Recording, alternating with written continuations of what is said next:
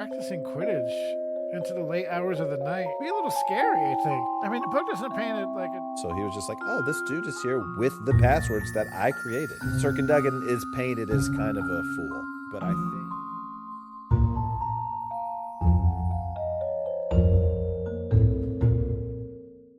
Andrew, as I was listening to this chapter, Yeah.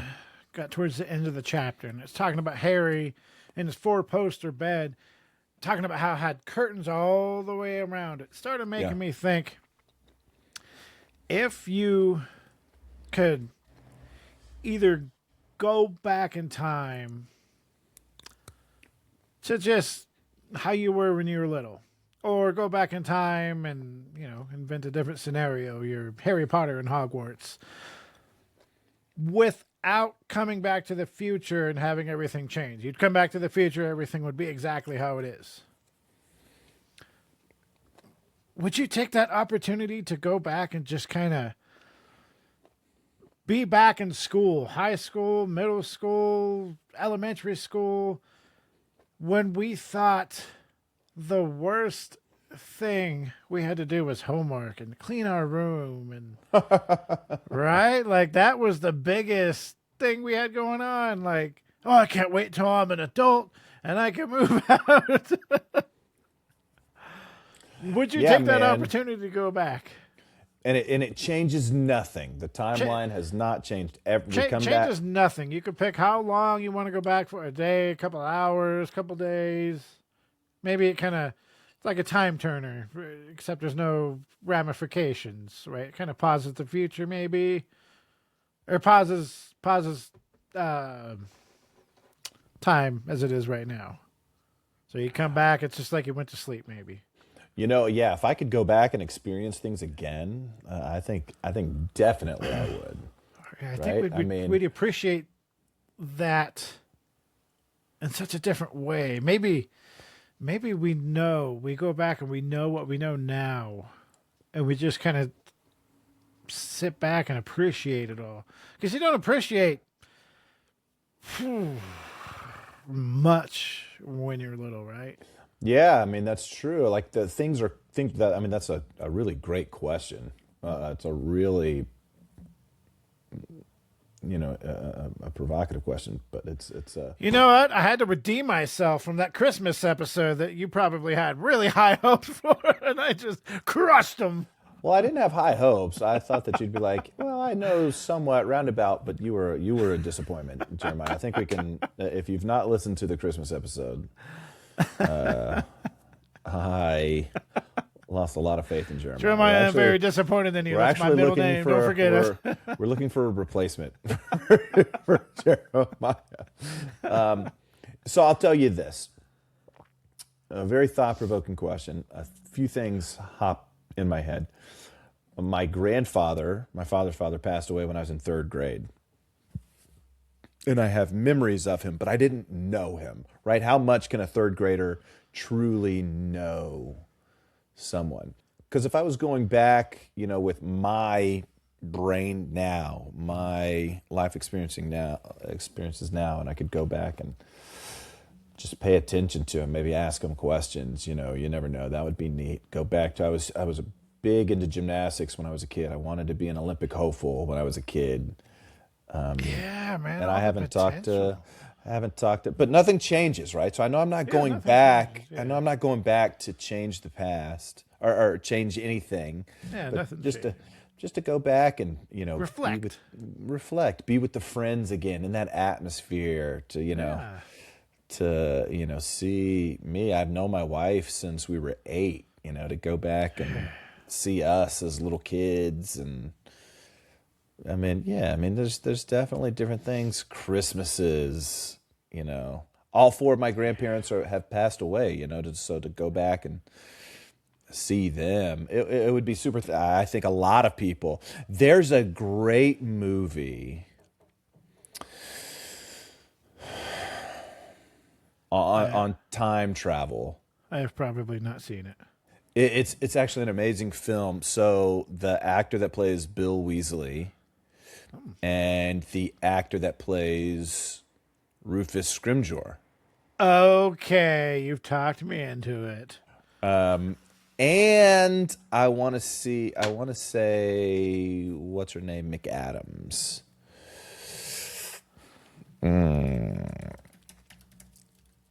But it's a movie where it's called About Time, Rachel McAdams.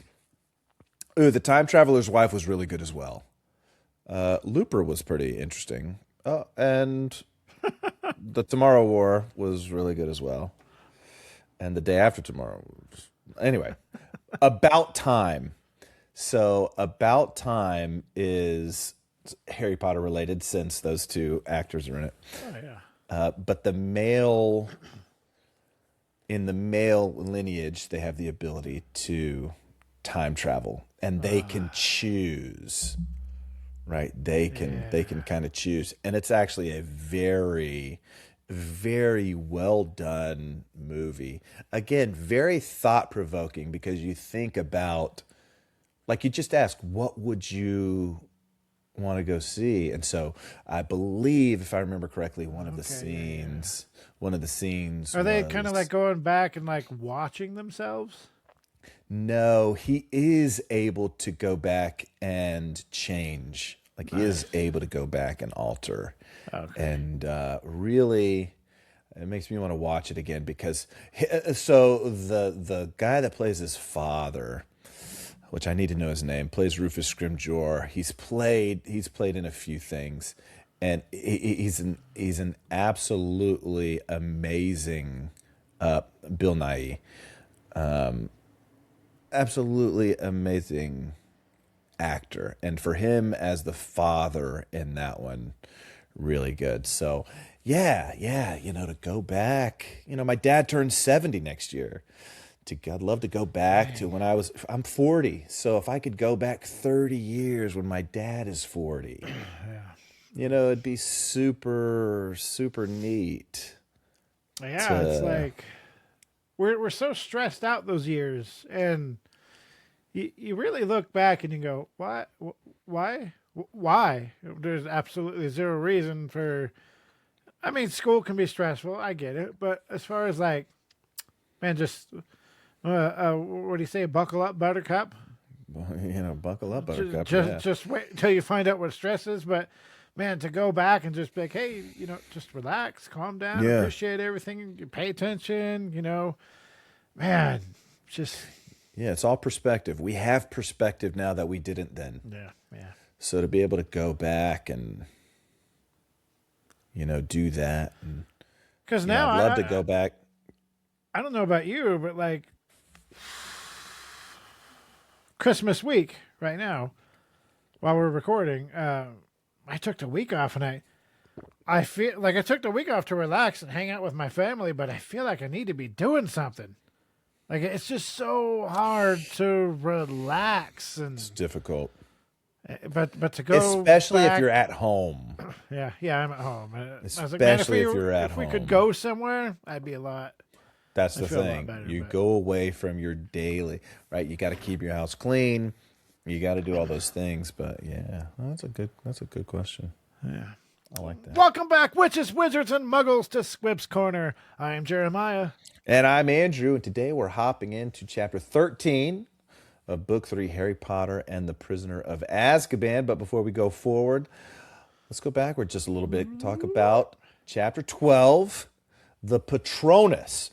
I should pop quiz you, because it's been like almost 2 weeks. Pop quiz me. I would literally pop just quiz. ask you what happened in chapter 12.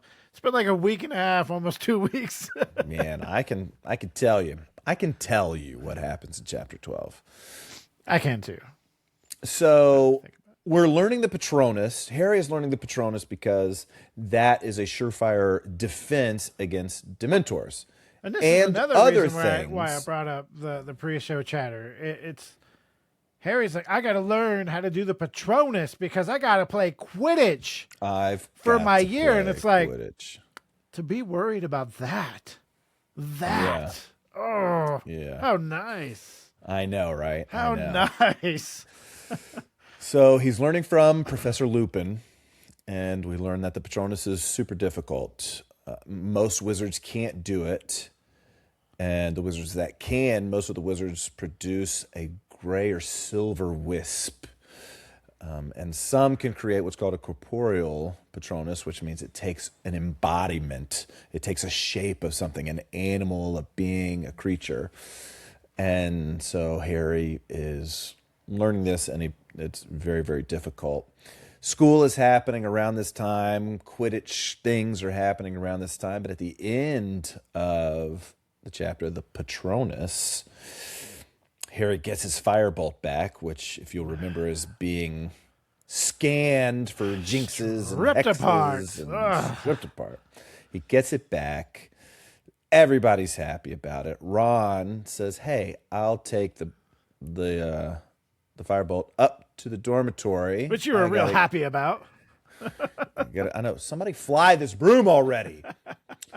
So takes the broom up to the dormitory so that he can give Scabbers his rat tonic, and he comes back furious. All of the evidence points to Scabbers being eaten by Crookshanks. There's blood on the sheets. There's ginger hairs on the floor. And they just, like literally minutes before, made up with Hermione. Minutes. Short-lived. So that's what happened to the Patronus. Now we're here with Chapter 13, Gryffindor versus Ravenclaw. Let's get into those 7-word summaries.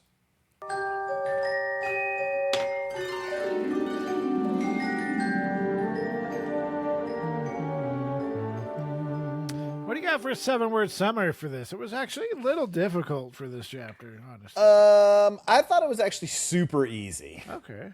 I mean, it's literally, the chapter is about Gryffindor versus Ravenclaw. So I went one step closer to the Quidditch Cup. Oh, there you go. Right. Yeah, that's a good one. You know, that's the bulk of the chapter. Obviously, some far more important things happen. Well, I think this is the most we've talked about Quidditch in a chapter as well. Oh, yeah. Yeah, usually it's just, hey, Quidditch, here's a couple sentences, we have to mention it. Okay, let's move on. Well, no, I would say that the first match against Hufflepuff, we got a lot. You know, it was raining, and Harry couldn't see out of his glasses, and we saw the Grim, and then the Dementor. So I think a lot of stuff happened there, but it wasn't the chapter wasn't dedicated, you know, Gryffindor versus Hufflepuff.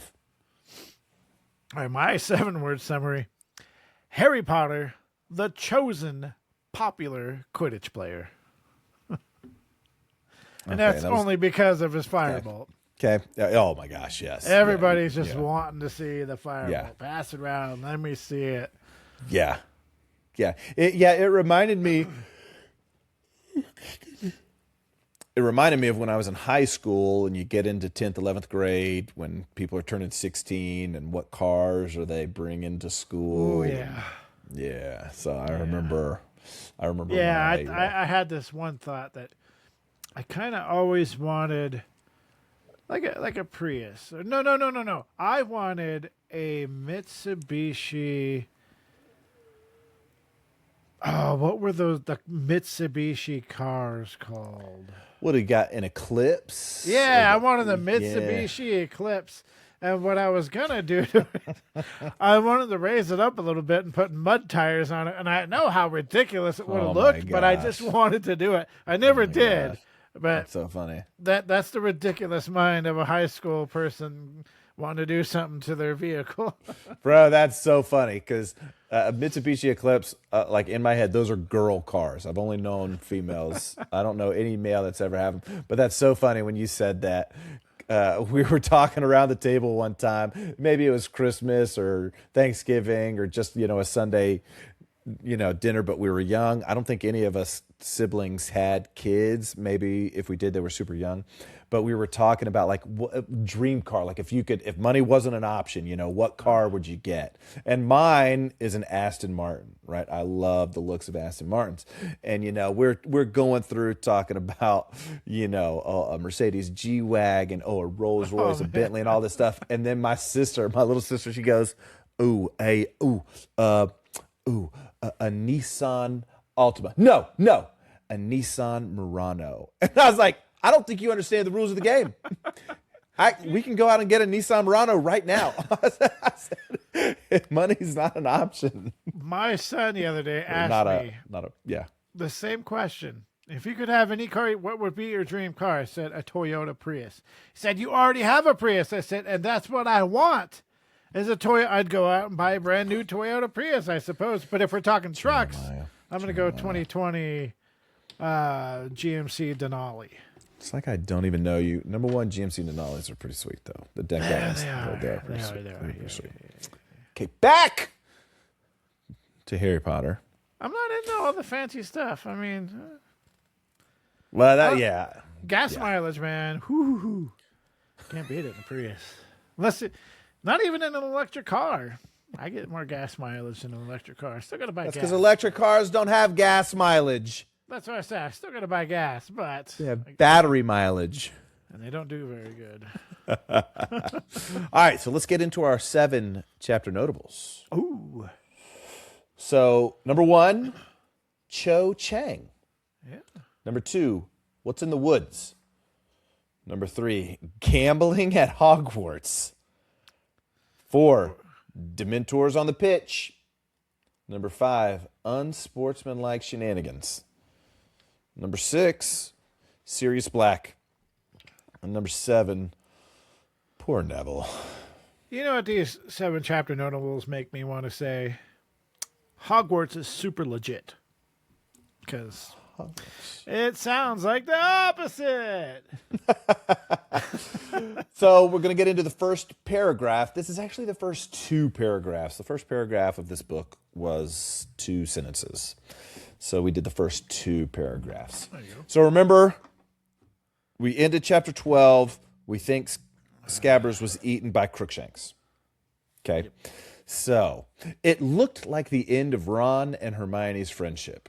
Each was so angry with the other that Harry couldn't see how they'd ever make up. Ron was enraged that Hermione had never taken Crookshanks' attempts to eat Scabbers seriously, hadn't bothered to keep a close enough watch on him, and was still trying to pretend that Crookshanks was innocent by suggesting that Ron look for Scabbers under all the boys' beds.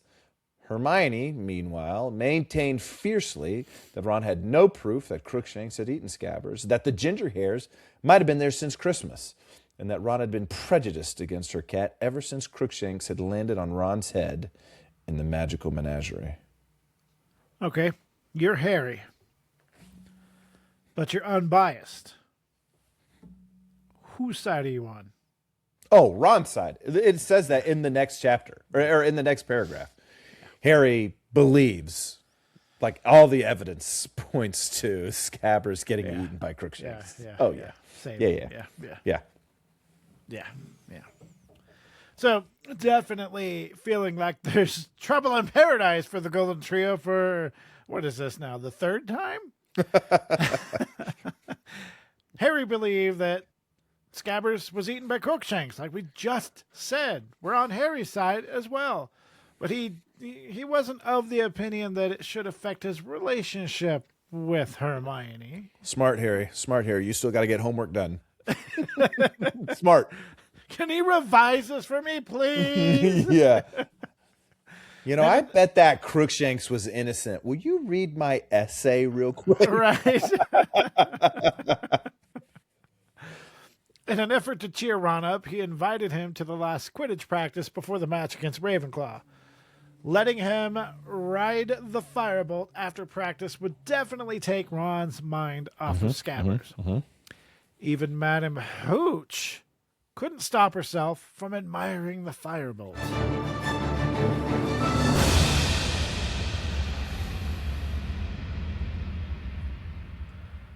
Are you ready for this, Andrew? I think I already know the answer, but continue. What broom? Should I just okay, answer? yeah, just answer the question. Answer the question. The silver arrow? It's not the silver arrow. Okay. The clean sweep. So she compares it to the clean sweeps. She lists a couple of brooms in there. No, you're right. Silver arrow. Yes! What was the question? What broom had Madame Hooch float in her day? Was it even mentioned in the chapter itself? Yes. Okay. When she's admiring it, she lists. She talks about it's okay, better than the Nimbus because the Nimbus slightly lists, and then the old clean sweeps, and then the silver arrows. I learned on the silver arrows. It's a shame they don't make So she like, I thought for sure you would have missed that one, bro. I had to, like I could feel it when you stopped it right there. That the Madam Hooch. I was like, oh no, he's gonna ask me what broom she used to ride. And I had to look back at my messages on my phone because I forgot to put the answer up here. So, right before practice was to begin, Wood told Harry that chapter notable number 1, Cho Chang, a fourth-year Ravenclaw who's pretty good, but has been dealing with some injuries. So, this isn't the first mention of Cho Chang, is it? I believe this is our first. I think it is, yeah. If it's not our first mention, I think this is our first like true introduction to her. But I do think this is the first. I think it is. Like she kind of just got thrown in here too. So. Yeah, and he tells her that Wood tells him that she's the seeker. The Cho Chang is going to be the seeker. She's pretty good, but she's dealing with some injuries. And then he's like disappointed that she's healed. Like he's frustrated that she's overcome injuries so that she can play in the match. Hey, it makes sense. It's his last year, man. He's got to win somehow. He's got to win. So he wasn't too concerned now that Harry has a firebolt. A firebolt. A firebolt. Yes. But he doesn't want Harry to go easy on Cho. Finally, Harry was able to use his brand new firebolt because he never had one opportunity before this to try it out. You live in a castle. Fly the broom down a corridor. Like, I was gonna say, if you were Ron and you're like, I'll take your broom up to the room, I gotta give Scabbers his tonic, would you have carried it up or flew it up? Man, because it's not my broom and I'm very careful with other people's possessions, if I was Ron, I would have been tempted to fly it, but I would have just carried it up. Could you imagine being the Gryffindor that broke Harry Potter's new firebolt? Well, especially in the common room. I mean, you get on it, and what do you? Is it going to take off? I mean, how much room is in there? I imagine it would take off. You just, you got to fly at your own risk at that point if you're inside. Mm-hmm. So it's the moment we've been waiting for a couple chapters. We've had this broom, this firebolt's been a part of the story, and we've not seen it in action. Everybody's talked about how great it's supposed to be, but we've not experienced the flying yet. So Harry mounts the firebolt. He kicks off from the ground, and then we just got to read the description, right? It was better than he'd ever dreamed. The firebolt turned with the lightest touch. It seemed to obey his thoughts rather than his grip. It sped across the field at such speed that the stadium turned into a green and gray blur. Harry turned it so sharply that...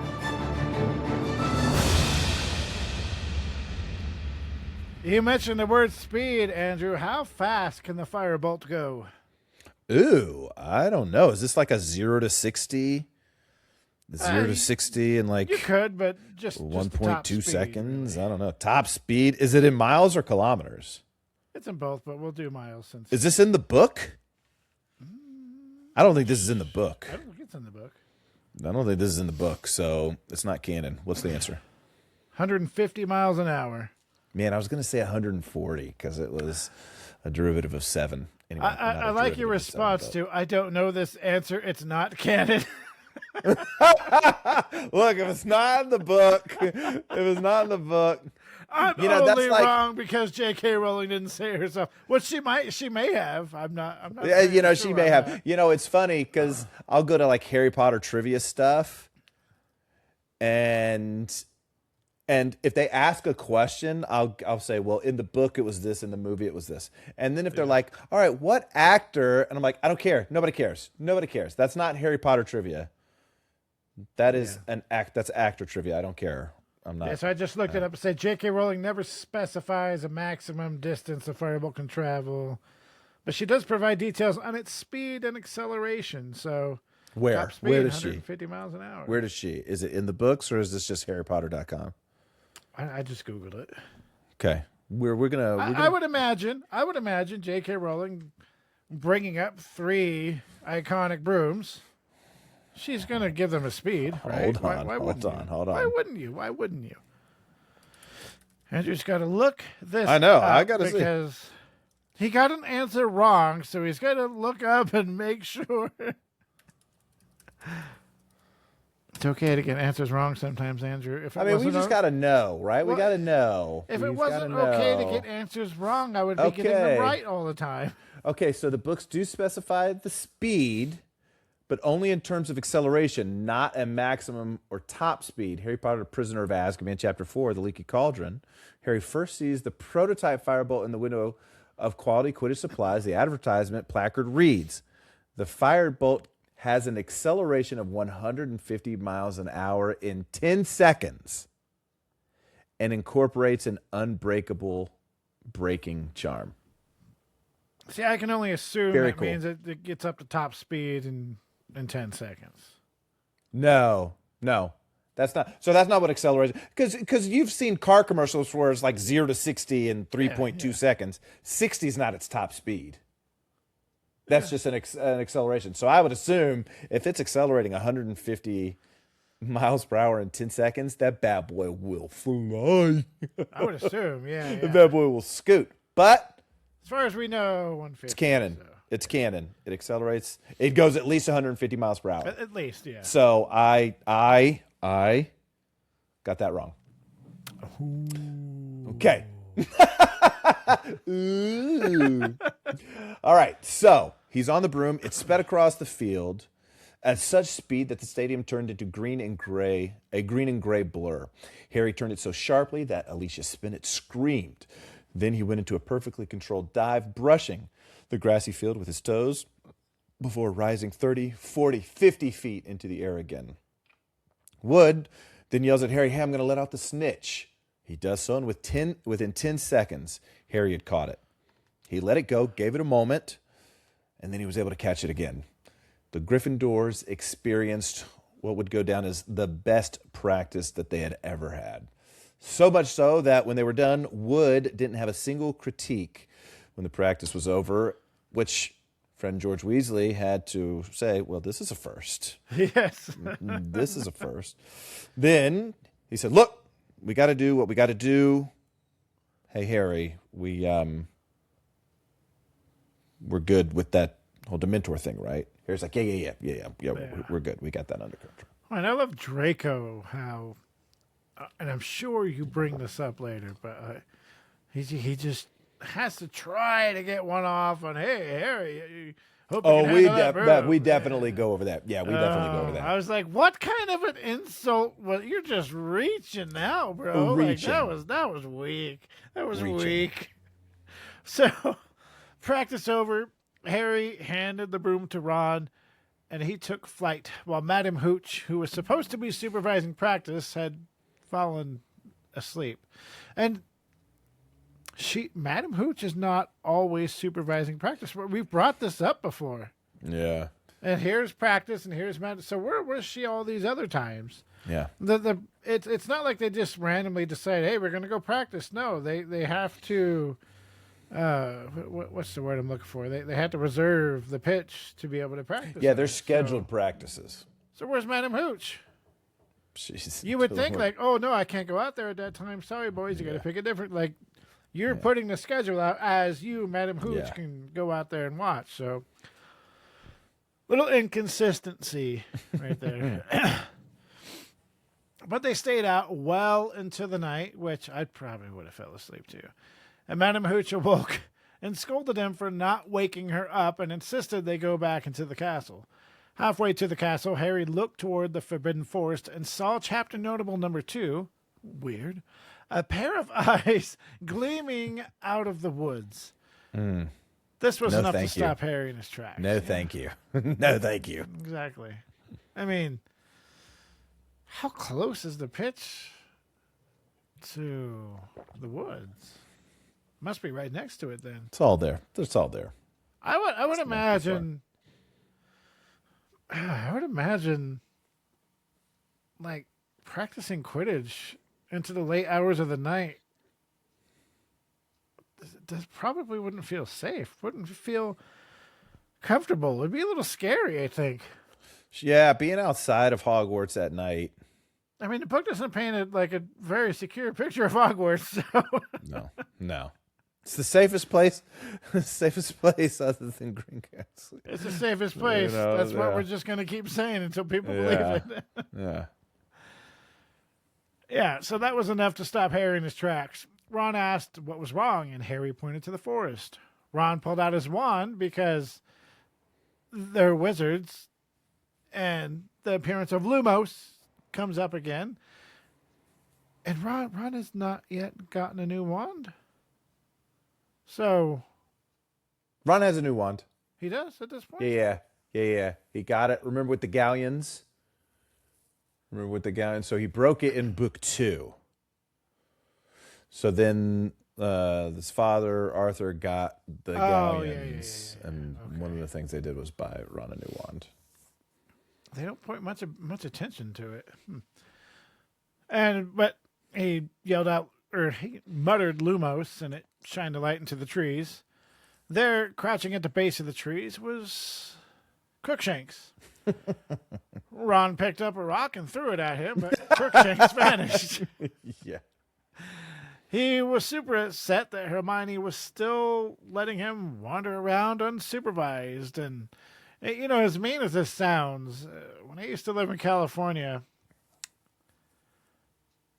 we didn't have cats. We just didn't. So if I came home and my lawn was like the nicest lawn around. Mm-hmm. So if I came home and there was a cat in the yard, I'd pick up the hose and get on out of here. Yeah, get off my lawn. Yeah, we got a tomcat. We've got a tomcat in our neighborhood that will try to mess with our cats. And if I ever see him,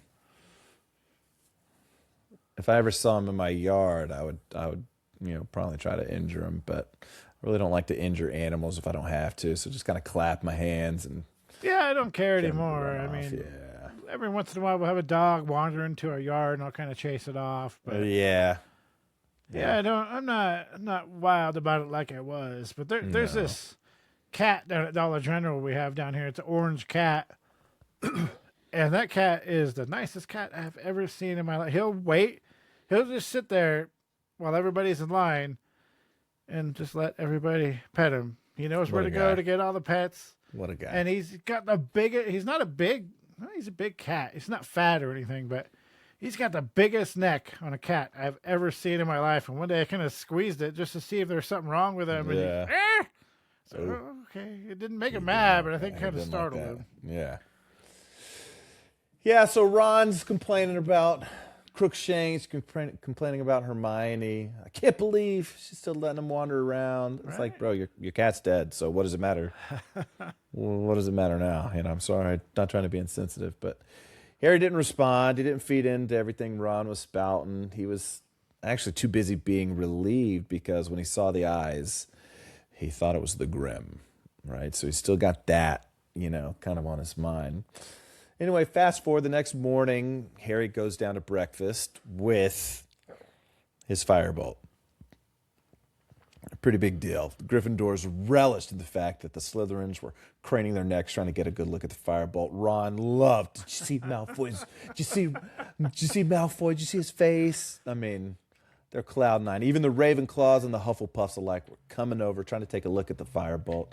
Cedric Diggory, class act, came over, actually congratulated Harry on the Firebolt having a pretty sweet replacement, which was... I think at this point, so we've seen the Nimbus 2000, Nimbus 2001, and the Firebolt. So the Firebolt is the best broomstick that we get introduced to in the Harry Potter series. Oh, yeah, by far. Because at this point, we've seen a lot of broomsticks at this point. We've seen some comets, we've seen some clean sweeps, shooting stars. Is Shooting Stars one? I can't remember. Anyway, yeah. But so we've seen some, but the Nimbus in year one, then the 2000 or Nimbus 2000, then the 2001, and now the Firebolt is just far and away. They talk about it. It's just awesome. So even Percy's girlfriend, Penelope Clearwater of Ravenclaw, wanted to see the Firebolt, and Percy's like, no, Penelope, don't, mess with the firebolt. No tampering. And then Percy announced, Percy the prefect, at chapter notable number 3, that he's got a 10 galleon wager. Or no, he's head boy right now. Yeah. Percy's head boy. Huh. And he announced that he has a 10 galleon wager on the match. I feel like that's inappropriate. Gotta throw that out there. Well, not that he can control the match at all. So it's not like, Wood. I would assume there was stuff going on like that in high school, like on the football. I didn't go to the games or nothing. It wasn't in the sports, but I wouldn't doubt it. I wouldn't doubt it. So Percy and Penelope, they walk away, and then here comes your boy Draco over trying to get into Harry's head. Sure you can manage that broom, Potter? Said a cold, drawling voice. Draco Malfoy had arrived for a closer look, Crabbe and Goyle right behind him. Yeah? Reckon so, said Harry casually. Got plenty of special features. What the hell did I just say?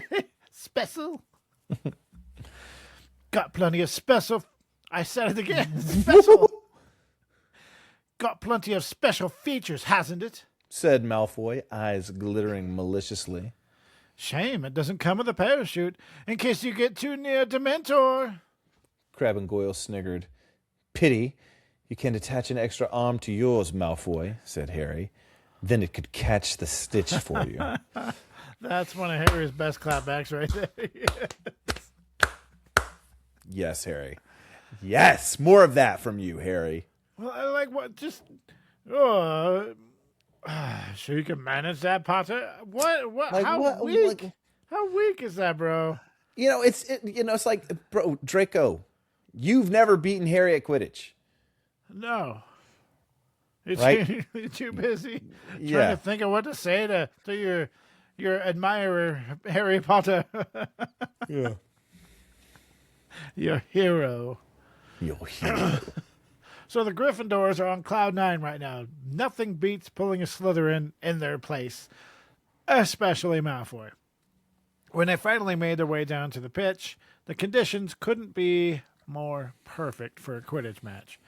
The skies were clear and the winds were nice and calm. Excuse me. Getting closer to the start of the match, the team began to feel that feeling only you can get before a big game. Wood did his usual pre-game speech and told Harry to get the snitch quickly. I mean, at least he didn't say get the snitch or die trying. I think he's learned his lesson. So if Gryffindor loses, they're out of the running for the cup. And Wood is going to go into the showers again and try to drown himself. So they walk out onto the pitch, and Ravenclaw team is waiting in the middle of the pitch. Harry hadn't noticed before just how pretty Cho Chang was. Not a distraction at all, I guess. Except she started smiling at him. Then the match was off. Harry kicked off of the ground and began to look for the snitch immediately. Yeah, so I read this chapter a couple of weeks ago, and then I was listening to it a few days ago. And I listened to the Jim Dale versions. Yeah. And he says Katie Boyle in possession of the quaffle. And I rewound it 3 times to make sure. I was like, bro, her name is Katie Bell. Yeah, I was listening to this while everybody else was listening to Christmas music because I was like, oh, I got to listen to the chapter. And... So we see that Cho Chang was actually a really great flyer. She kept tailing Harry, even cutting him off from time to time.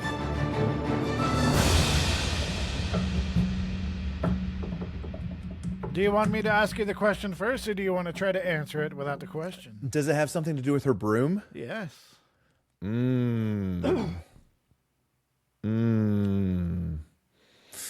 What is Cho Chang's broom? Is that the question? Yes.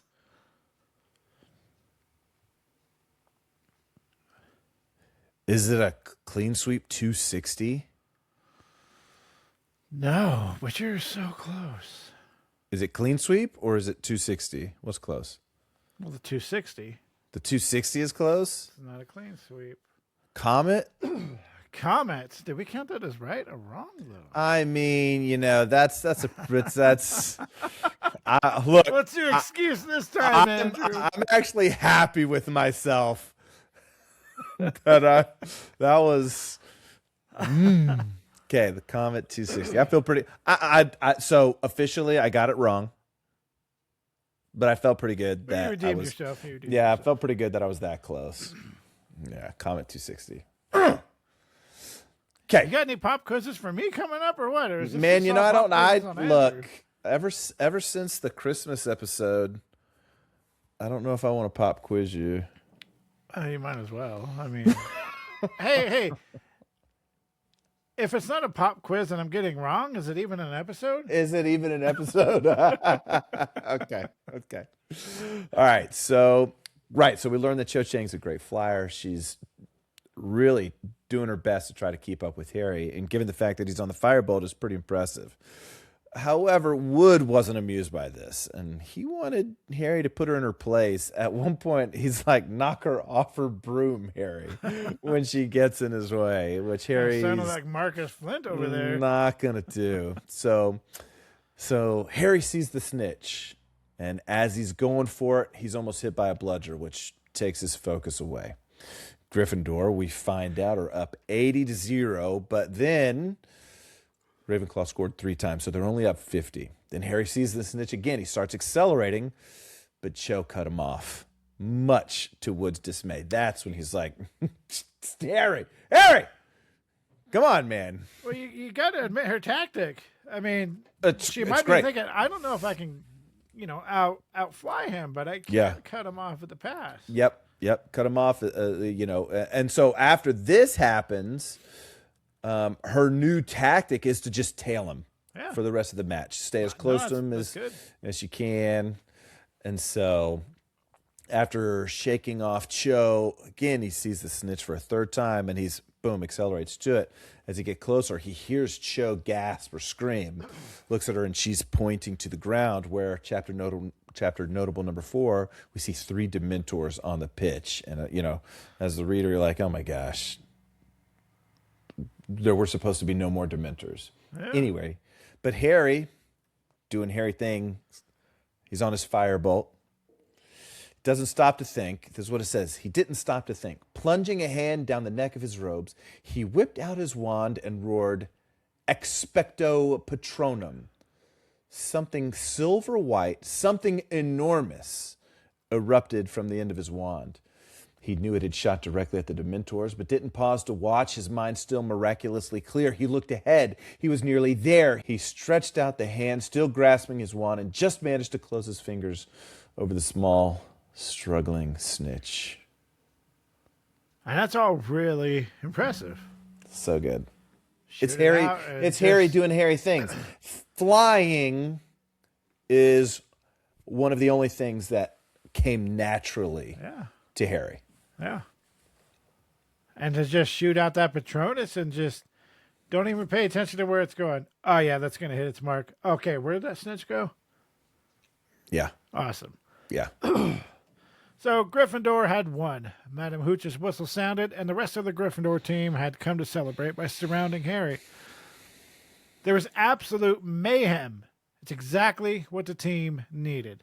The cheering crowd then surrounded him, everyone congratulating him. Then, that was quite some Patronus.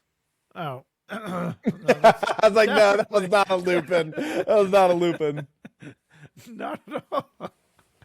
I'm keeping that in. Harry. That was quite some Patronus, said a voice from Harry's ear. Harry, did I say Harry or Airy? You said from Harry's ear. Okay. It was weird. Oh, in Harry's ear. Harry turned around to see Professor Lupin, who looked both shaken and pleased. The Dementors didn't affect me at all, Harry said excitedly. I didn't feel a thing. That would be because they, weren't Dementors, said Professor Lupin. Come and see. He led Harry out to the crowd until they were able to see the edge of the field. You gave Mr. Malfoy quite a fright, said Lupin. Chapter Notable number 5. Malfoy, Crabbe, and Goyle, and Flint were all lying on the ground in a crumpled heap, tangled in black robes. Better yet, a very angry Professor McGonagall was standing over them, giving them each a detention and taking 50 points from Slytherin. And if that were Snape, it would be 50 points each. I mean, could this day get any better? But there's no time to stand around. A party was about to happen in the Gryffindor common room. Malfoy just collecting L's like they're going out of style. I love it. Yeah, I love it. That made me wonder, like they're on the ground crumbled in a heap. I wonder what the effect, because it's literally just a glowing light coming at you. This is kind of a wrinkle in the whole Dementor or the Expecto Patronum thing, right? So we learn, and other than this, we only see it used on Dementors, right? Yeah. It's the light in the darkness. But it was shot directly at the boys. Yeah, people. And it knocked them over. So I'm almost wondering, getting into the magic, yes, every time we use it, or it's been used in the books, it's for the intention of keeping the Dementors at bay. Yeah. But I think because the spell itself isn't Dementor specific, it's the I await the protector. At that moment, Harry wanted to be protected from those things. So it's like, could he have used this against Aragog's children? Could this be used against other threats from, at Harry? And would it go? And it's obviously magic. It's a magical force. I think that if it worked on, the 4 boys, then I think that it would actually work on other things other than Dementors. This sounds like a fantastic Squibbler. A little Squibbler action. And I wonder, did it have an effect on the boys, or did they just kind of get startled and fall down? Ooh, that's a good question. Yeah, this sounds like a Squibbler. This sounds like a good Squibbler. Well, and it also sounds like a corporeal Patronus, too, when it says something big, something enormous erupted. Yeah. And it's like, oh, well, something. And you could... that would also make sense, because Harry, we know, can obviously produce a Patronus, non-corporeal, but at this point, without the presence of a Dementor, since he can already do it, it would be a lot easier to do so. Because this is the first time that he's attempted a Patronus charm without experiencing the effects of a Dementor. And he's also flying. So he's got the adrenaline. He's got the jubilation of being on a broom, playing Quidditch. So it's a completely different situation than when he was in the classroom and the Boggart took the form of a Dementor, right? So it is strange, because you would assume you wouldn't be able to use that if there's no Dementor around. I mean, just wouldn't work. Well, you could still cast the spell. They do it in Dumbledore's army in Book 5. That's they true, practice. They practice casting the spells. So which is kind of weird, because when you see that happening in Book 5, you're like, well, why didn't Lupin practice with Harry? Practice summoning the charm. And once he got that down, okay, now let's do it with a Dementor. Why? I think this might be a good... A little Squibbler action. Good Squibbler, yeah. Talk about the Dementors and the Patronus, Yeah, there we go. So, back to what's going on. Gryffindor had won, and now there's going to be a party in the common room. And the party went on all day, and it went well into the night. Fred and George managed to sneak off for a little bit and come back, and they had armfuls of bottles of butterbeer, pumpkin fizz, and several bags full of Honeydew sweets. everyone. Which you've brought up before. They can just bring that stuff back from Hogsmeade. So how is it so out? Like, I love butterbeer. Oh, you do really? You would have never had this before. Yeah. Bro, this is his third year at Hogwarts. To And assume, right here in the next chapter, your point proven. Yeah, to assume that he's never had butterbeer is, it was a stretch in the writing. It was a stretch. So everyone's having the time of their lives, except for one very important individual, Hermione. And Hermione was reading her Muggle studies textbook. Harry went to talk to her. It's like, come join the party. Come have some food. And she's like, Harry, I still got to read 422 pages of this book before Monday. Nope. Bro, this is Saturday. That would be enough for me to go, this isn't happening. Yeah. Because honestly, how much are you going to retain in 2 days? None. Hermione's like, I'll retain all of it. Well, yeah, that's true. All of us. But Hermione glanced over at Ron and she's like, besides, he doesn't want me to join in. And Harry's like, yeah, there's really no arguing with this. But then it kind of seemed like Ron knew at that moment. Maybe he looked over and saw Harry and Hermione. And so he says loudly, if Scabbers hadn't just been eaten, he could have had some of these fudge flies. He used to really like them. Hermione burst into tears.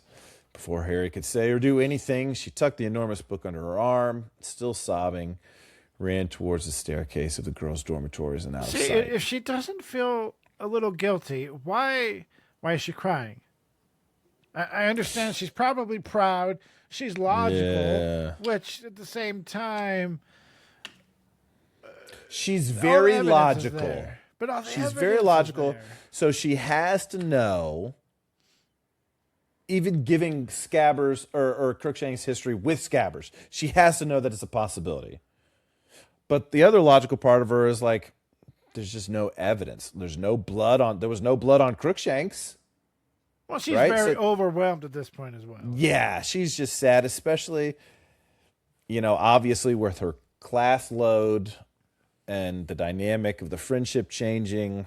Yeah. She's overwhelmed. And Ron was in no mood to give her a break. And he's like, look, I'm not going to, basically until she acknowledges what happened or, and apologizes for Scabbers. And it's like, Ron, I get that too. You're 13 years old. I get it. Yeah. Yeah. At least, okay, that might have happened. At least just... yeah.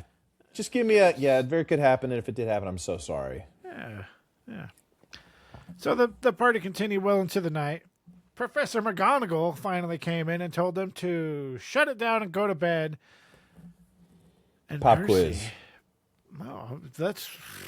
pop quiz you. We'll give you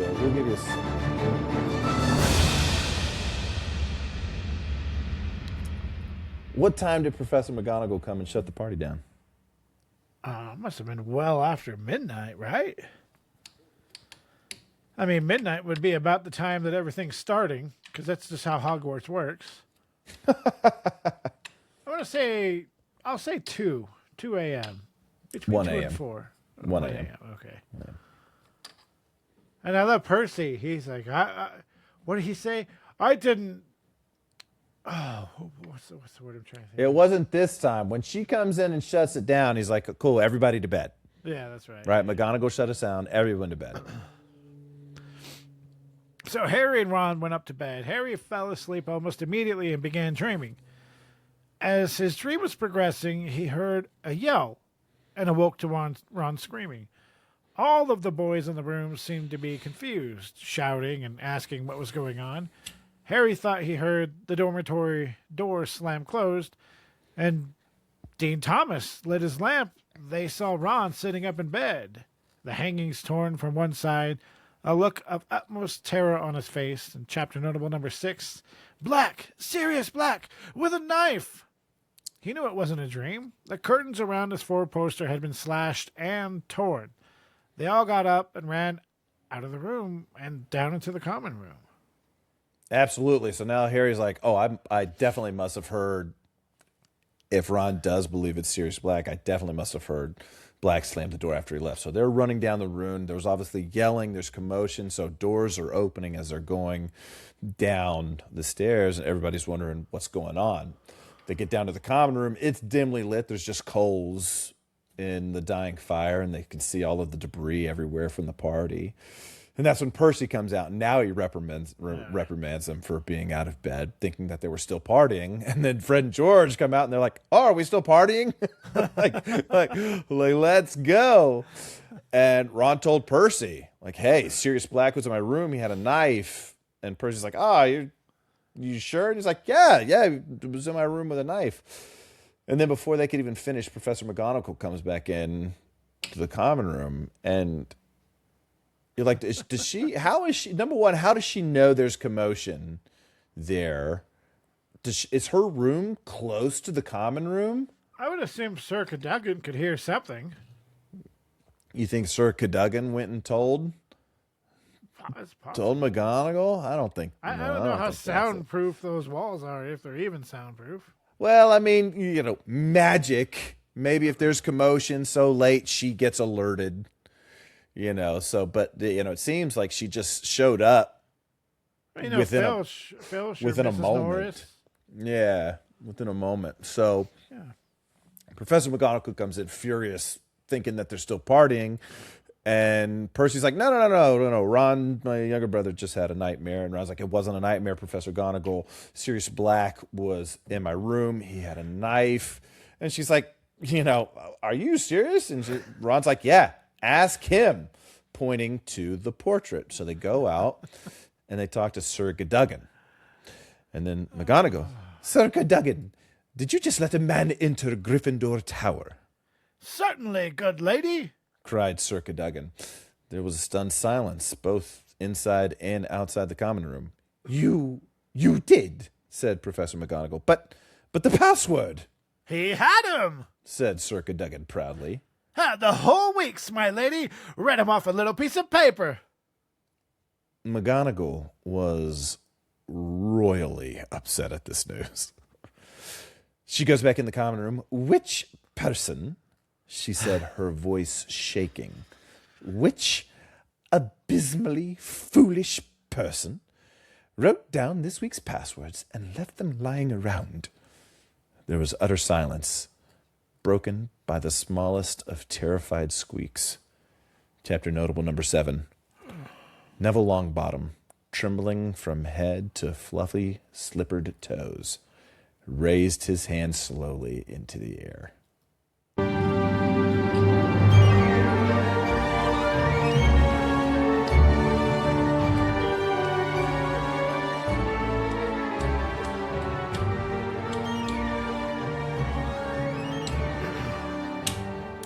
So one of my big questions that I've always had.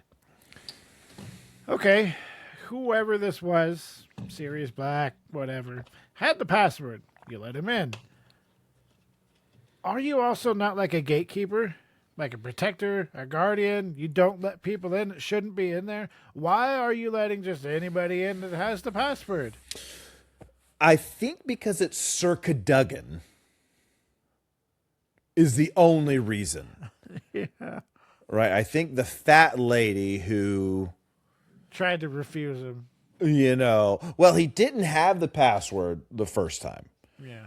Right? And I think if he showed up again, even with the password, she would be like, no. But Sir Cadogan, he doesn't seem like a painting that a lot of people would like come and tell him, oh, did you hear what happened in the castle? So he was just like, oh, this dude is here with the passwords that I created. Sir Cadogan is painted as kind of a fool. Yeah, he is. Right? But I think would it have been the fat lady? I don't think, even if the last attempt had never happened, I think she would have been like, I don't know you. Who are you? Right? No. Yeah. You can't come in here. I mean, password or not, like Yeah. some person that looked like a murderer came up to my fort with the password. I'd be like, who? No, you look a little weird, bro. I'm not. Who are you? You're not. I don't know who you are. No. Never seen you before. You're not coming in. Yeah. Take it up with Dumbledore Take if it's it that up with important, Dumbledore. right? Come back with the headmaster, and I'll let you in. Yeah. Yeah, yeah. So, what did you think of the chapter? It's a pretty good chapter. I like that there Entertaining was. chapter for sure. Yeah, and we finally got a chapter to talk about Quidditch, not briefly go over it in a couple Sure. paragraphs or a couple sentences. So it was nice seeing it, but it was a fun chapter. Uh,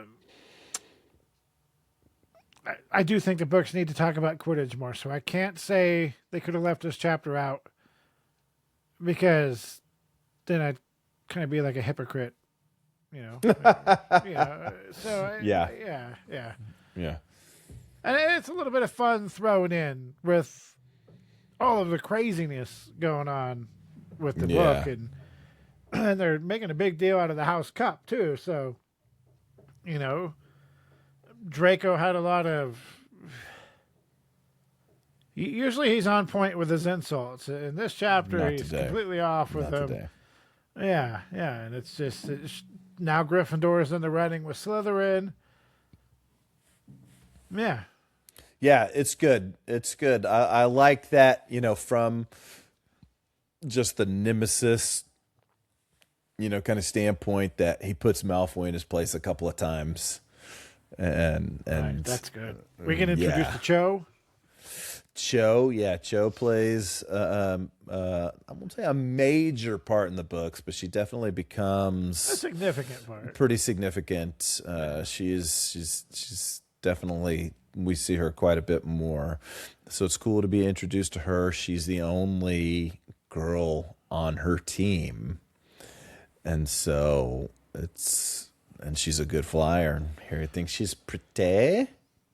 Yep. So he does the Patronus, which is cool. It's just it's an exhilarating experience reading the match It is. and all that happens. It's fun, and then to have the whole Sirius Black thing, which Ties it right back in. Yeah. it ties it Let's right take back you away in. from the seriousness. Yeah, It does. The chapter's almost out of place from everything that's been going on in my sure, because it takes us away from, oh, this is what I found out about my parents, and Sirius Black murdered them, and now the Dementors, I hear my mother, oh, I just heard my father, I need to learn to protect them. Catch the snitch, Harry. Well, you also gotta So think, it's a different vein. life, it's not just this is the bad thing that's happening, so this is the only thing that's happening. There's also other things happening. And I like that she tied this right in, dedicated the whole chapter to it. Just Wood even makes it a point like, hey, this is my last year. We need to win. So a chapter focused on Quidditch, it makes sense. And then she ties it right back in. Yeah. And I love, spoiler alert on what I'm about to say if you've not read the upcoming chapters or the book before. I love how, from what we know about Sirius Black at this point, that when you're reading this, they're like, oh, we're so lucky that Sirius Black made the mistake of going to Ron's bed instead of Harry's bed. Right. I remember thinking that, like, oh, so lucky that he accidentally went to Ron's bed instead of Harry's. And it makes you think like he slashed everything. Was like, oh, wrong kid. Wrong kid. I don't need to murder this kid. Yeah. But it's neat knowing what you know. It's like, oh, that wasn't a mistake at all. Yeah. He was going after Scabbers, and he knew Scabbers would be with Ron. Yep. So it's super, just cool little detail just in her writing to show like, oh, he made a mistake. No, actually he didn't. So very cool chapter, very entertaining. I really enjoy the next chapter, chapter 14, Snape's Grudge. Again, I love how JK just gives us layers. Yeah. and now we're getting And she's so context good at and it. insight. She only has to do it a little bit at a time. Just like the Weasley twins. You only need a couple sentences with them to build their character up so much. Yeah, so good. You don't even have to try to build them up. It just happens. It's so great. So great. Yeah. So join us next time while we cover Chapter 14, Snape's Grudge. And if you're listening, if you made it this far, don't forget to hit that follow button, like, and share with who, Andrew? All of your Potter friends. And Jeremiah is actually doing something pretty cool right now. If you follow or if you subscribe to our YouTube channel, he's actually putting a bunch of our shorts on there, some of the highlights of our episodes. And I've really enjoyed going through there and watching some of those, and some of the comments on them are pretty fun as well. So yeah, go on there and watch those, share it with your friends. And remember, the consequences of our actions are always so complicated, so diverse, that predicting the future is a very difficult business indeed. Squibs Corner is hosted by Jeremiah Lobaugh and co-hosted by Andrew Beecham, myself. We would love to hear from you, so drop us a rate and review. To inquire about being a guest, or if you have questions, comments, or just want to give us your Harry Potter story, email us at squibscorner@gmail.com. To watch Harry Potter merch unboxings, follow Jeremiah's YouTube, Accio Potter Guy. Lastly, you can leave us a voice memo and follow us on Instagram at Squibs Corner Podcast.